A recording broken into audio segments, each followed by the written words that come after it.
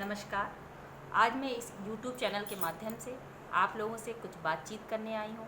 आप सबको बहुत आश्चर्य हो रहा होगा कि आपके सर देवेंद्र आज यहाँ उपस्थित नहीं है और ये कौन आ गया है। तो मैं सबसे पहले अपना परिचय देती हूँ।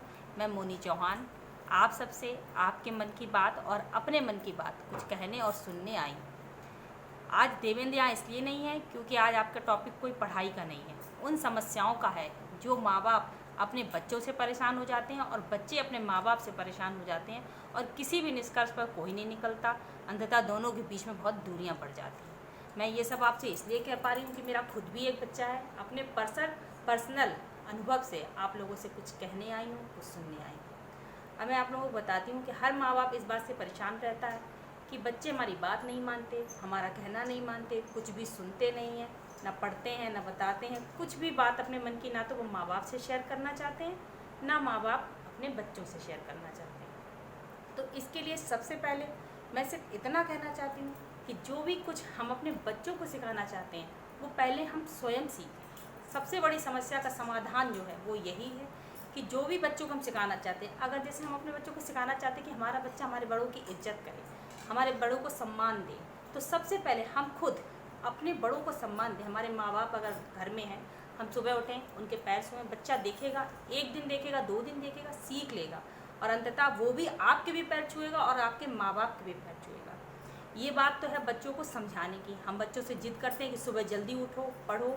अगर हम किसी दिन खुद भी उठकर तो देखें क्या वो हम कर पाएंगे या नहीं कर पाएंगे। यदि हम खुद उसको करने में सक्षम हैं तो आप यकीन जानिए कि आपका बच्चा भी वो काम अवश्य ही करेगा जो आप कर रहे हैं। इसलिए मेरी बात आप मानकर एक बार इस प्रयास को कर देखें कि अगर आप बच्चे को पढ़ाना चाहते हैं तो दिन में सिर्फ 2 घंटे आप खुद भी पढ़ कर देखें।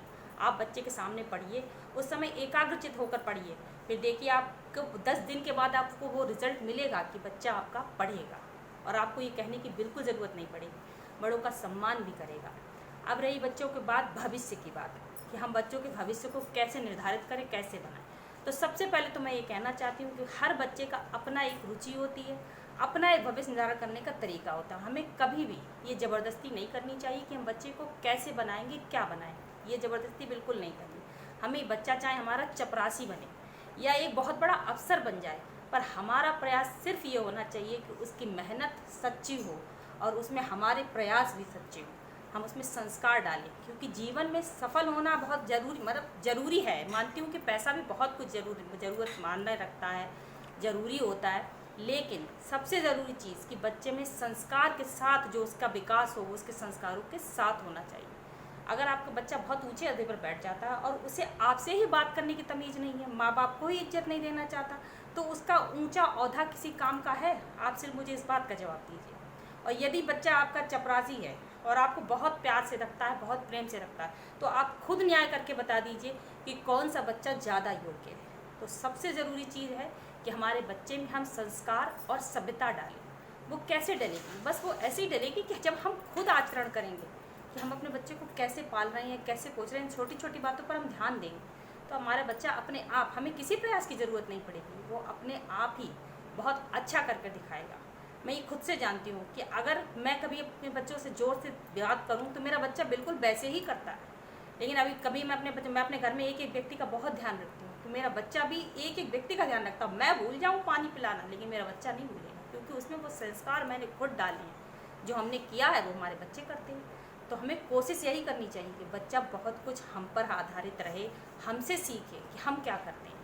हम चाहे रिक्शा चलाने वाले हों, चाहे ऊंचे अफसर हों या डाकू हों, हर माँ बाप यही प्रयास करना चाहता है कि उसका बच्चा जीवन में सफल बने, अच्छा बने, ऊंचे ओहदे पर बैठे। पर सबसे ज़रूरी चीज़ मैं फिर वही करूँगी कि बच्चा चाहे ऊंचे ओहदे पर बैठे या किसी नीचे ओहदे पर काम करे, लेकिन संस्कार उसमें बराबर होने चाहिए। यदि संस्कार हैं तो ईश्वर भी साथ देता है और हमारा बच्चा जीवन में सफल होने के साथ साथ ऊंचा ओहदा भी प्राप्त करता है। आखिरी में मेरा आप सबसे बस यही अनुरोध है कि अपने बच्चे को बनाने के साथ साथ हम खुद भी बनने का प्रयास करें। यदि हम खुद बन जाएंगे तो हमारा बच्चा भी निश्चित रूप से ही बहुत अच्छे जीवन में सफल होगा और अच्छी तरीके से अपने मुकाम को हासिल भी करेगा। इस YouTube चैनल के माध्यम से बस मैं यही कहना चाहती हूँ कि आप लोग इस YouTube चैनल को सब्सक्राइब करें, इसको लाइक करें और देखें आगे आने वाले वीडियो में आप बहुत कुछ अच्छा पाएंगे। आपको मोटिवेशन वीडियो, पढ़ाई से संबंधित वीडियो, हर तरीके के आपको इस चैनल पर उपलब्ध होंगे। और आप इस चैनल को सब्सक्राइब करके देखिए, आपके जीवन में लाभ ही लाभ प्राप्त होगा।